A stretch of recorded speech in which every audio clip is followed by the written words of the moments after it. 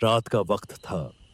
दो युवक सुंदर और दिलीप सुनसान सड़क पर चल रहे थे। तुझे रात में इन्हीं मामा के घर आना जरूरी था। घूमने जाने के लिए यही जगह मिली थी। पूरे इंडिया में कहीं और नहीं चल सकता था क्या? मुझे थोड़ी ना पता था कि यहाँ पर आने जाने के लिए कोई बस या टैक्सी भी नहीं मिलेगी। मुझे तो लगा था कि गांव में घुसते ही कोई छोटा मोटा गेस्ट हाउस तो मिल ही जाएगा।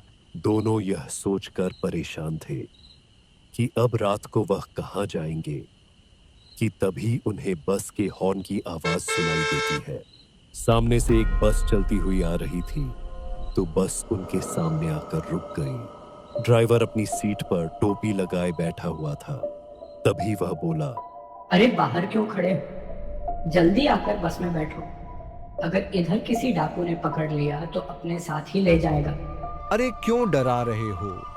वैसे भी सुनसान रास्ते पर घूमकर हम पहले ही बहुत डर चुके हैं। पर आपकी आवाज अजीब क्यों लग रही है? अब मेरी आवाज जैसी है वैसी ही लगेगी। चलो जल्दी से आओ और अंदर बैठ जाओ। दोनों बस में जाकर बैठ जाते हैं। तभी दिलीप देखता है कि सब उन्हें बुरी तरह घूर रहे हैं।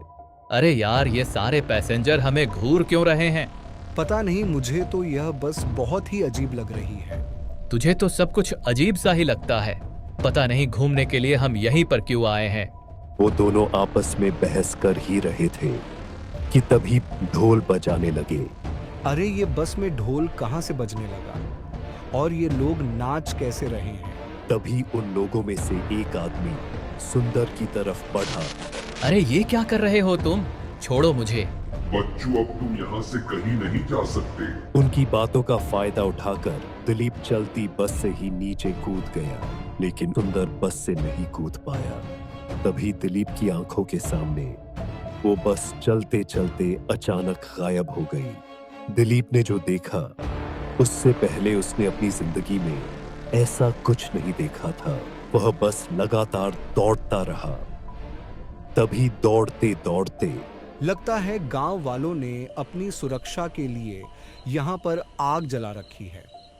जाकर किसी का दरवाजा खटखटाता हूँ, शायद कोई मेरी मदद कर दे। दिलीप गांव के अंदर गया तो वहां पर उसे एक घर के बाहर गांव के सरपंच की नेम प्लेट दिखाई दी। तू कौन है बेटा? मैंने तो तुझे नहीं पहचाना। कोई रिश्तेदार है क्या? अरे कौन आया माँ जी? पता नहीं लगता है, कोई अजनबी है। कौन हो तुम? और इतनी रात गए यहाँ पर क्या कर रहे हो? दिलीप मधु को सारी बात बताता है। मधु उसे घर के अंदर ले जाती है। मैं जानती हूँ कि तुम्हें भी वही बस का छलावा लगा है, लेकिन तुम वो पहले इंसान जरूर हो जो उस बस की चपेट से बचकर आए हो। मेरे पति इस गांव के सरपंच थे, लेकिन वह भी उस बस की चपेट में आ गए। क्या? लेकिन कैसे? तुम्हारी तरह ही गांव वाले भी उनके पास अपनी परेशानी लेकर आए थे। लेकिन आखिर ये सब है क्या? कोई ना कोई कहानी या कोई ना कोई राज तो जरूर छुपा होगा उस बस के पीछे, वरना इस तरह क्यों वो लोगों को अपने साथ लेकर चली जाती है? गांव में तो ये सब होता ही रहता है। छलावे और भूत प्रेत तो गांव खेड़े में बहुत आम है, लेकिन इस छलावे की वजह से बहुत से गांव वालों के घर उजड़ गए हैं। तुम आज रात यहीं पर रुक जाओ, सुबह होते ही यहाँ से चले जाना। दिलीप सोने के लिए उनके ड्राइंग रूम में चद्दर डालकर लेट गया, लेकिन उसके दिमाग में एक ही बात चल रही थी कि आखिर उस बस के पीछे कोई ना कोई कहानी तो जरूर है, वरना अगर वह कोई आम छलावा होता तो बार बार अपना रूप बदल कर आता। इसी बात ने पूरी रात दिलीप को सोने नहीं दिया। मैं आपसे एक बात पूछना चाहता हूं, क्या यह सब बस का छलावा सदियों से इस गांव में चलता आ रहा है या फिर अभी कुछ समय से ही ऐसा हो रहा है? मैं इस गांव में लगभग 25 साल से रह रही हूँ, लेकिन यह बस वाला छलावा तो मैंने 2 साल के अंतराल में ही सुना है। उससे पहले ना तो गांव के लोग कभी गायब हुए और ना ही किसी ने किसी बस को इस तरह गायब होते हुए देखा। इसका मतलब मैं बिल्कुल ठीक सोच रहा था। इस बस के पीछे जरूर कोई कहानी छिपी है। और अगर हमें इन हादसों को होने से रोकना है तो इसके पीछे की कहानी जाननी होगी और इसका कोई ना कोई निवारण करना होगा, वरना आए दिन कोई ना कोई इसकी चपेट में आता रहेगा। यहाँ से थोड़ी दूर पर एक साधु है, हमें उनके पास मदद के लिए चलना चाहिए। दिलीप कुछ गांव वालों के साथ साधु बाबा के पास जाता है और उन्हें अपने साथ हुए हादसे और उस बस के बारे में बताता है। तुम किस्मत वाले थे जो बच गए, वरना उस बस की चपेट से आज तक कोई नहीं बच पाया।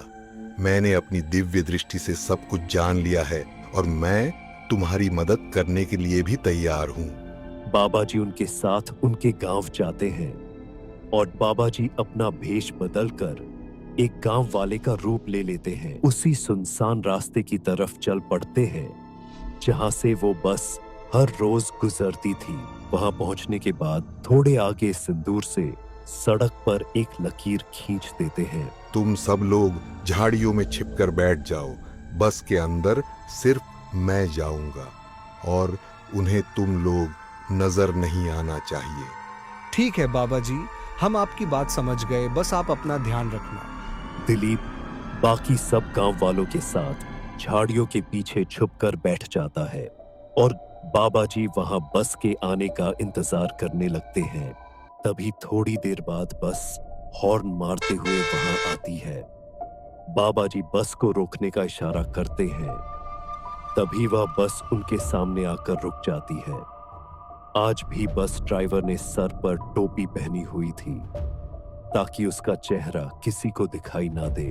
अरे आ जाओ, जल्दी से बस के अंदर आकर बैठ जाओ, वरना कोई डाकू तुम्हें पकड़ लेगा। अरे हाँ, आ रहा हूँ, लेकिन बूढ़ा हो गया हूँ ना, तो मुझे समय लगता है और अगर रुक नहीं सकते तो फिर तुम जाओ, मैं किसी और बस में आ जाऊंगा। बस ड्राइवर बस को आगे बढ़ाने की कोशिश करता है, लेकिन आगे सिंदूर रेखा खींची हुई थी, जिस वजह से बस आगे ही नहीं बढ़ा पाई।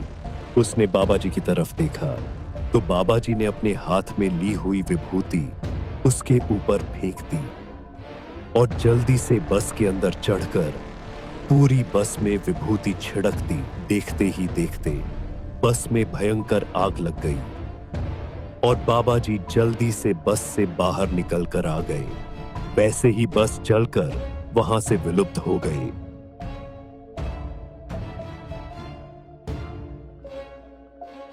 आपका बहुत बहुत शुक्रिया बाबा जी कि आज के बाद गांव में ऐसे हादसे नहीं होंगे।